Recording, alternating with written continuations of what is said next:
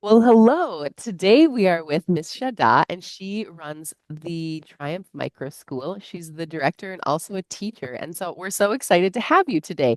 Would you mind telling us a little bit about your school? Yes, thank you, Whitney, so much for having me. And it's Sade, but it's often pronounced many different ways. But I'm excited to be here. Our school is called Triumph Micro School, and we are a faith-based Christian homeschool group. We're a group of homeschool moms, and we focus on discipleship. We focus on home economics. We focus on just really restoring the joy of education in our students. And we have a very collaborative effort with all of our parents and being incorporated into the lessons and not, taken out of the learning, experience for their children. Great. And so what ages are you serving at Triumph? Is it all ages? Are you more? Mhm. Yeah, so we start at kindergarten and we go all the way up to 12th grade, depending on the students that we have that year.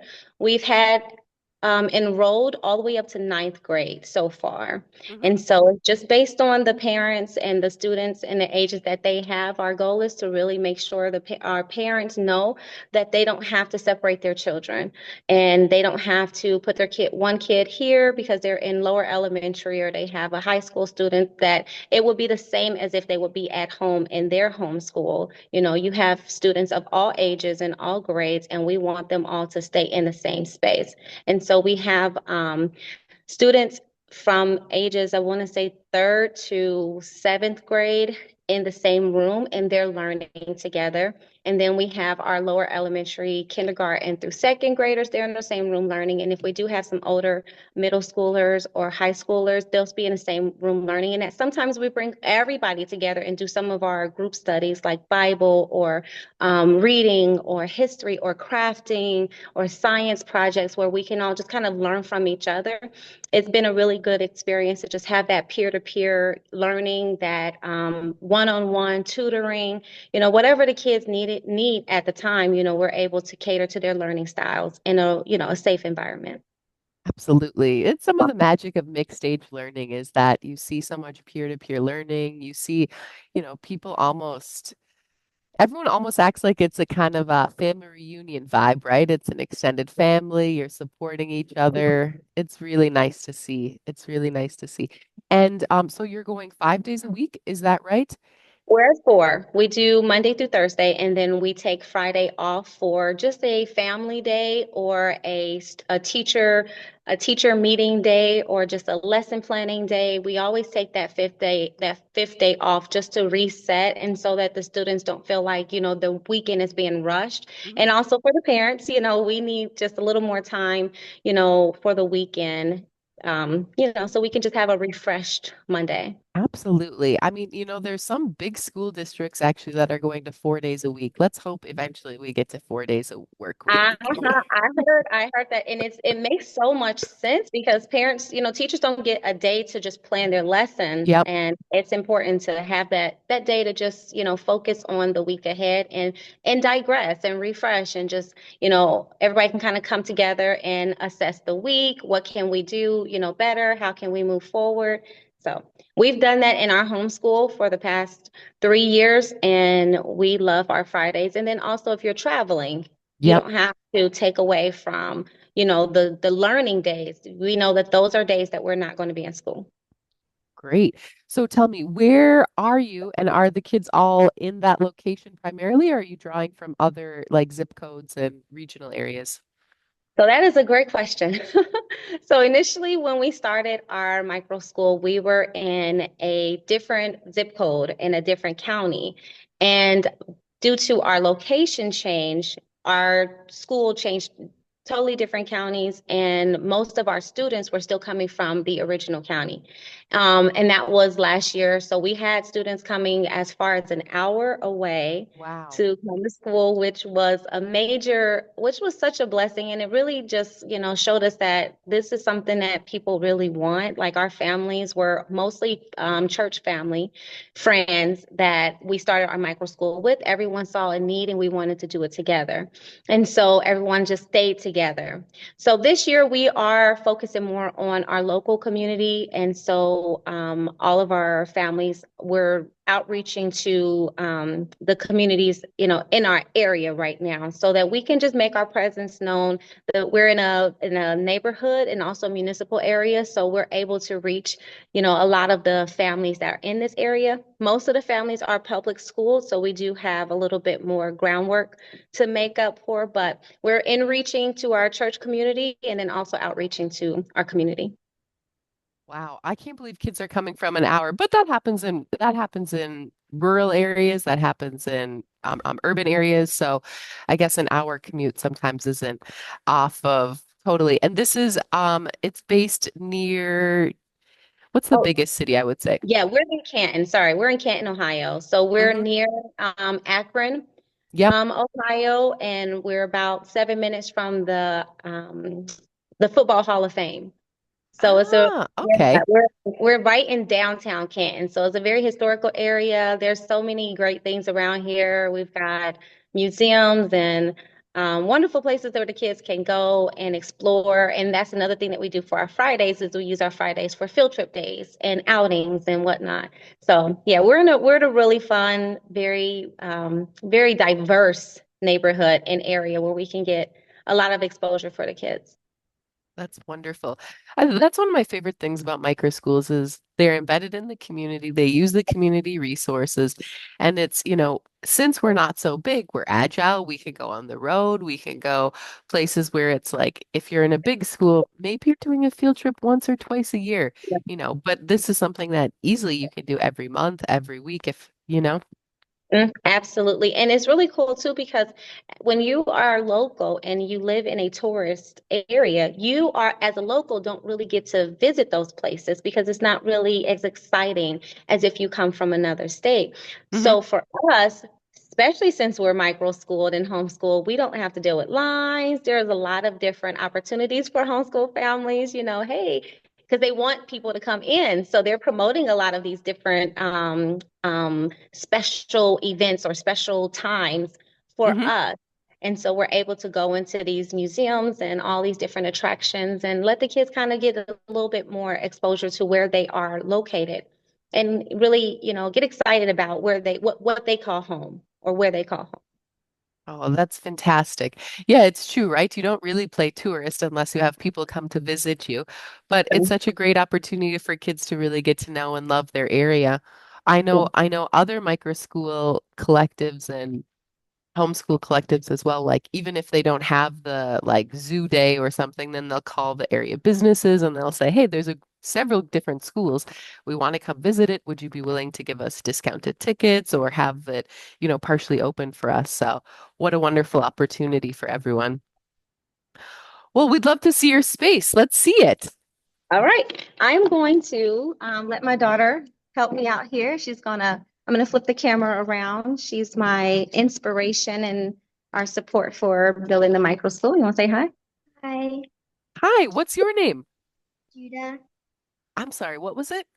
Judah. Oh, hi, Judah. Well, welcome, and we're excited for your tour. All right. There you go. Let's see. Let's flip the camera. So we'll start here. This is my desk area. This is where I sit in the classroom, and like I said, we are at our church school, so this is also a multifunctional room where we also do some Bible study for our older students. So we keep some of the curriculum over here, all of our supplies that the kids can have access to. And then as we walk around, we've got like curriculum and supplies that, because we're micro school, all of our supplies are shared, which is really awesome because, you don't have to go to the store and go through the whole supply list. We share all of Yep. our supplies from markers, pens, pencils, paper. It's really cool when you have like those little projects where you only need like a piece of cloth or a piece of cotton and you don't want to buy the whole package. That's where microschooling comes in because we have everything already here. You don't have to buy more than you need, and you'll always have enough. So this is where we do our crafting. This is our crafting table. Kids get all this beautiful sunlight. Oh, Where they yeah, looks great. and we keep all of our crafting supplies in here, where the kids can just kind of come and whatever they're working on, They can have access to painting. We're still getting ready for the school year, so we have to restock this. I We've can got tell it's super organized. I feel like once the school year starts, then you're constantly like putting it back in place. But that's yeah, it. It's a lively, engaging kid space. That's what it's supposed to yeah. be. Yeah, in June, this was much different. So we're getting restarted. So when we when we purchased this building, we actually inherited a building that was very eclectic and very supportive of education, and it was used in different spaces. So a lot of things that you see in our classroom was kind of already here. One of the things that we're really excited about that both of our classrooms have is our maps, our very Rand McNally pop-up maps that you don't see in classrooms anymore. Oh, So those are we, classic yeah, maps. Yes, isn't that awesome? very.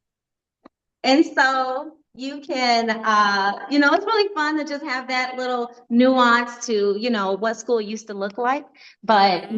not, too traditional. So then over here is where we have like our little toddler section. So sometimes our little kids will be in the classroom with us, and this will be a space for them to just kind of sit before they start their next lessons, and they can just kind of hang out over here and not be too distracting. So it's the Little same thing as if we transition were at home. space. Yep. Yeah, they need their own space too, so that we can still get the learning done, but they're not in the way. If we were at home, we would set the same thing up. This is where we keep the overstock of supplies. So we've got all the rest of our crafting supplies that the kids will be breaking into soon. The next thing that we inherited with this building was this beautiful whiteboard. Oh, it's And huge. it's humongous. It's a beautiful, huge custom whiteboard, and all of our classrooms have one. So it's really special, especially when the little kids, everybody wants to write it on the board at the same time. Everyone So wants to. Yep. we have that, and it's really amazing. And Jude, if you back up, all of our kids, we have our little desks set up here. Oh, So nice. Those are everybody has nice their little own. learning spaces. Yeah. Yeah, and Judah, you want to zoom in on yours? Everyone comes in and they make their space unique, and they can put little cubbies together and just make their space theirs. And that's something that we really want to encourage. And I'll show you Judah's really quick before we go down to our little kids classroom. This is her locker. We inherited these lockers, so these were already here, but here is her locker that she's decorating. Oh, cute. I know. And It's really nice to have a space that you call your own in school. Absolutely. isn't that wonderful? You So did a great job decorating. Wow. thank you. Yeah, she's such a she's such a crafty. This is her space. So if we have time, I'm going to take you to our little kids classroom, and it's Let's down the see it. hall. We also have a fully functioning kitchen here where we prepare lunch and breakfast for the students. And that's kind of right behind us, but we won't tour that because it is still in use right now. We also Yep. have a cafe that we're able to take the kids to do like what we consider our cafeteria. Oh, fantastic. Yeah, this has just really been a blessing. So um, we were able to the time was perfect for us to capitalize on this space. So all the way down the hall, the kids love to run these hallways, which is so nice because they have so much freedom to do so. Here's our little kids classroom where we take our kindergartners through second grade, sometimes third grade. And Oh, like I I said, love this is the wood also, floors. isn't it wonderful? So they got Yeah. all this wonderful light as well. And we also do Bible study or Sunday school in here as well. So this is also multifunctional, but they've got the big whiteboard again over here. And we've Lovely. got some seating for them, some comfortable seating over here. We're going to get more comfortable seating in here eventually, but they also have, each of our classrooms have large, large flat screens so that if we ever do any type of activities on TV, we can use those, but we're pretty much unplugged. We don't really do a lot of online. Everything is hands-on and very, very minimal with technology. Kids are very engulfed in technology. We want them to have that access and that understanding, but we don't want that to take over their learning environment. We want them to learn with their hands more. Yep. This we Yep. really get access to. So S- we got one So I'm more curious. room. Oh, I'm Go ahead. also going to ask your daughter as well. What's one of her favorite things about school or one of her favorite spaces? Um, I like the arts and crafts and I like lunch. Well, who doesn't? Those are the best parts of school. Absolutely. So, our last room is our game room. Fun. So we use this for our church as well, but the kids can just kind of come in here and decompress and, play some games. There's a Wii over there for the TV, and we've got pool and ping pong, and we've got a air hockey table, another huge whiteboard. And a cool map as well. Yeah. Cool map. Yeah, we got maps. It's got a old school bell in here, which is fun. And that's practically the spaces that we use across the street. We've got a park that we can take the kids to, Oh, and perfect. we clean up over there. And yeah, it's just it's a great space. Like I said, we're blessed to have such a larger space, but if we only had the one classroom, it would still be more than enough to just get the learning done in the space that is, ours. Absolutely. I think that's also something that we're trying to show with the tours is like you can learn in so many different spaces, big sizes, small sizes, on the road. When we use our community as a resource, kids don't need, they don't need a huge fancy campus with all of the, bells and whistles, especially when it's available within the community anyway. Absolutely. And I don't think they appreciate it nearly as much until they become older and they realize, wow, kids didn't grow up like this, you know? And they don't Exactly. realize. And that's another thing we want to really just kind of, teach our kids because we are discipling them as well. We want to teach them the humility. We want to teach them service. We want to teach them honor. We want to teach them to take care of their space. And so we give out chores every day, just as you would at home. So every kid has a chore every day, whether it's sweeping or mopping or dusting or cleaning or turning down the blinds. It's not our job to keep this space. It's your job to keep this space and we work together. And they've really taken ownership, of this space. A little bit too much ownership, but nonetheless, the goal has been accomplished. Yeah, that's perfect. I know we did the same at our micro school as well, where everyone's got a chores. The chore thing rotates each week. And so, but yeah, I mean, everybody needs those skills. You need to learn how to clean up and keep it tidy and have ownership of your space and have pride as well too in where you learn and where you spend a lot of time. I would agree. Absolutely. Well, this has been a real pleasure, Shade. I do apologize for introducing you wrong at the beginning. I'm sorry. It's fun. Uh, Really okay. I love all the different variations of my name. It's always fun.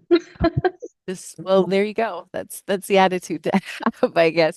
I've lived in lots of different countries, and so a name like Whitney is seemingly simple, but actually you get a lot of variations as well. Imagine. Yes, yes, I can imagine. Well, thank you so much, and it's been a real pleasure seeing Triumph and learning more about the wonderful space and the vision for education you're cultivating for those kids. So, thank you so much for Yeah. your time and for your daughter as well. What a great little host. Thank you so much for having us. Thank you for doing this as well. We really appreciate all that you all are doing at the Micro School Network. And God bless you. Thank you for letting us be a part of this. All right, thank you. Until next time, take care. Okay, bye bye. Bye.